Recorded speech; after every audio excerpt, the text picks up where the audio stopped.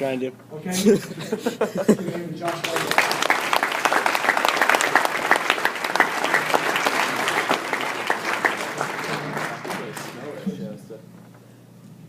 Okay, we'll let him do the handoff here. Josh is going to resume responsibilities here as videographer. And we're handing this off to Aaron. Now, Aaron, this is the third year, right? Third year doing stats. Both Josh, so Josh lettered Josh this year as a manager. And Aaron Aftal is going to receive a letter as well as a manager. Aaron comes on every road trip. He's at every game doing our stats thing. I don't think there's anybody happier about getting the iPad this year than probably Aaron and Kyle. They did that together. That was a cool thing. They did a great job, so I appreciate all the work that Aaron does.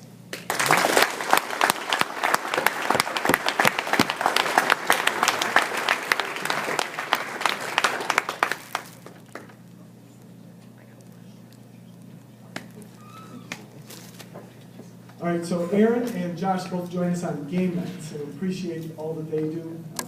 That's a big responsibility. The thankless job, though, right, from everybody except our guys, I think do a good job of making sure Kyle knows we appreciate everything he does. To come to practice every single day and take his vacation time. You know, he doesn't get midwinter break. He doesn't get, Christmas vacation or anything like that. He's with us. And his friends are out doing other things. I think he enjoys it, though. I think he likes hanging with us. He's a wonderful guy. I really enjoy Kyle. Kyle Teets is our manager.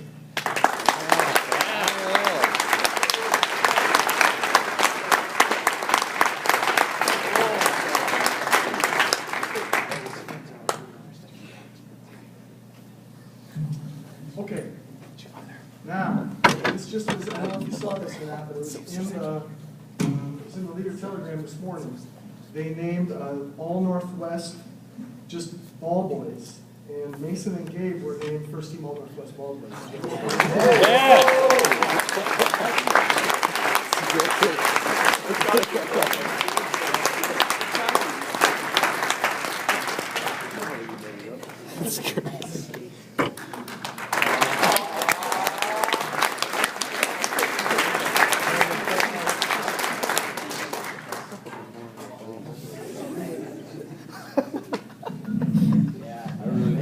That's great. It's really cool for me to have, obviously, my family involved. And you need to know this as parents. I don't get to say this about every group. This group, the way they interact with my guys, with my boys, is just, it's remarkable. It's something you guys have given them memories that they'll have forever. Man, I look forward to how much time is on the clock when you guys come over and do that. I wait for that part where they throw their warm-ups at Mason and Gabe. We're trying to remember. We think Mitch Olson was the first one to do that, right? So you guys probably don't like it as much as the rest of us. Snaps to the eyes. That's right. Snaps have changed that a little bit. That's great. Okay, I'm going to bring our underclassmen up. So would Zach Culbertson, Eric, Nate, Amos, and C come on. Move.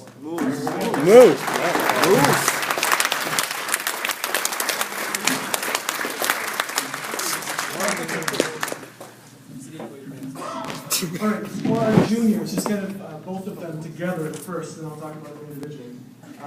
Zach and Eric, it's tough when you're bouncing back and forth between JV and varsity. And we've had kids that have done it in the past that have not handled it as well as these two have. It's difficult to know where you stand. And I think they handle it both very maturely, with an awful lot of class. They act as gentlemen.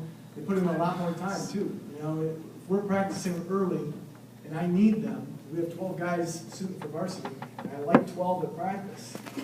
They'll come and they'll do a full practice with us, and then if JV practices late, they'll spend about an hour or so with the JVs. So it's a difficult situation that is not handled well by everybody, but I appreciate what you guys have done. That's a tough thing. Really handled it well. Eric Hitt, I think that for both Zach and Eric, this holds true. I think, obviously, there's a steep learning curve when you go from JV to varsity, but by being able to experience JV and varsity at different times this year, they're both going to be in good shape.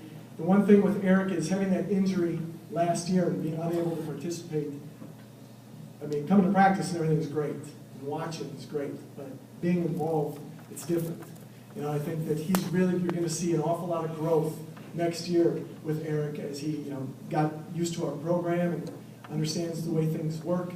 He's a very bright kid, very talented in a lot of different ways. And I know he's going to be a great leader for this group next year. So thank you, Eric Hitt, for everything. Eric!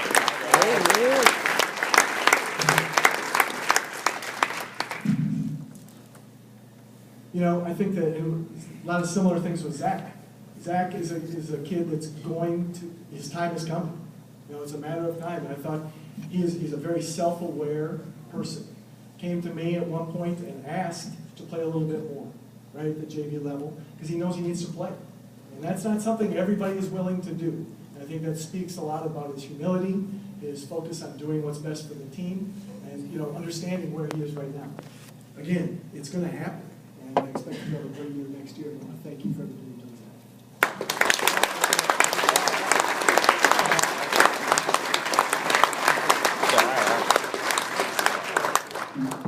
Okay, let's talk about these softs.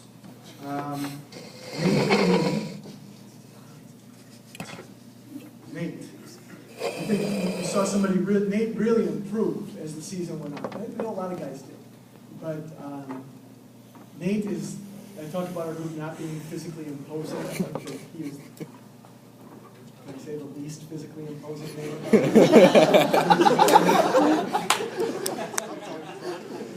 Nate is not a big guy, right? But found his niche. Nate is a super skilled kid. I've said this for a long time. I think maybe everybody likes to ask me about the different cleans. And I say that I think Nate's going to end up being the most skilled. I don't know what that's going to mean, but he understands how the game should be played. He's obviously worked very hard on his skills. He's going to be asked to do an awful lot more in the future. All of you sophomores and juniors are going to obviously have a little slack to pick up here in the next year or two, but I know that you're capable of doing it.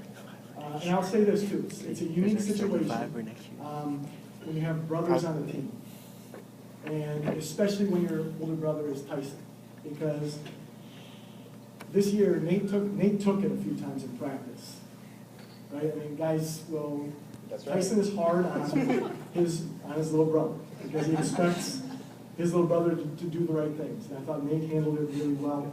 Nate's got a really bright future. He'll be a great player for us in the future. I appreciate everything Nate's done.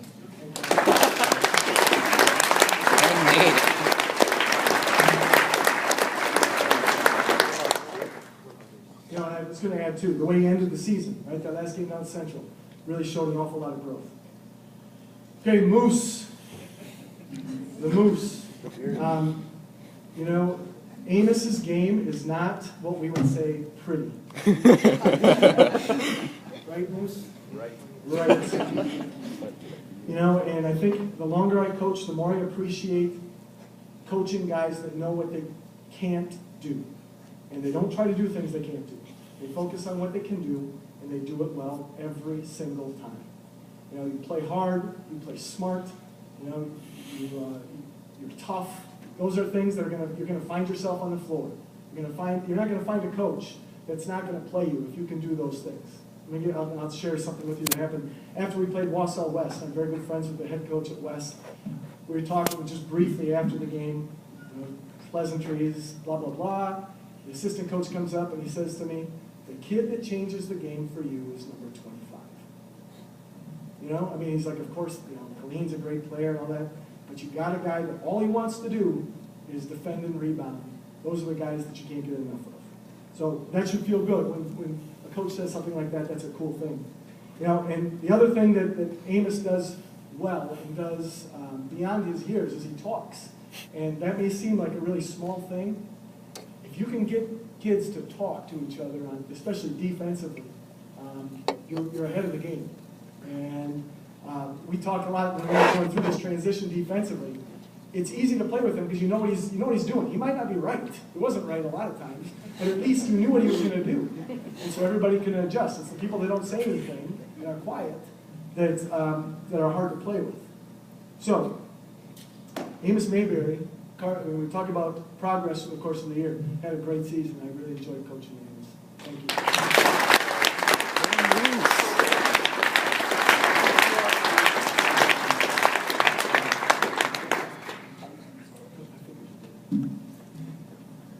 Okay, in Cedricus. Cedricus had an interesting season. Unique. And he handled it beautifully. And I'm sure that there are people that are concerned with the way we handle it as a staff. What I would say to those people is you don't understand what's going on behind the scenes. Here's a kid who wanted nothing more than to come back to his team. And I spent most of my Christmas vacation on the phone, texting, talking to CD. And just to give you, I don't even know everything, but I'll tell you this. I told him, if you can get it home by Monday, you can shoot for the game against North on Tuesday, and we'll see about playing. Okay? So they finally were able to get in the car and head home from Birmingham, Alabama. They were going to stop in Paducah, Kentucky, which is 500 miles away. CD was decided to write at the time and said, I'll drive. So we got 500 miles to go, this is the go by 3 a.m. Mom takes over and we get home. We go to school early.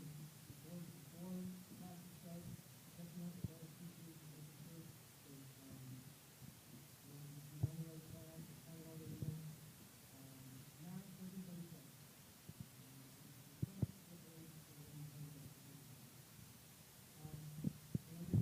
The floor, you go on the floor.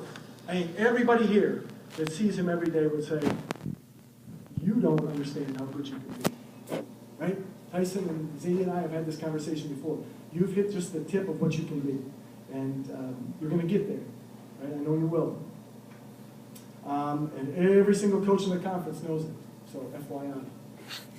Better get yourself ready. CD was named honorable mention all conference, which is really remarkable with the, taking into consideration the time that he missed. Really speaks to how well he is respected amongst the other coaches in the conference. It's been an absolute pleasure to coach you, CD, and thank you for everything you've done.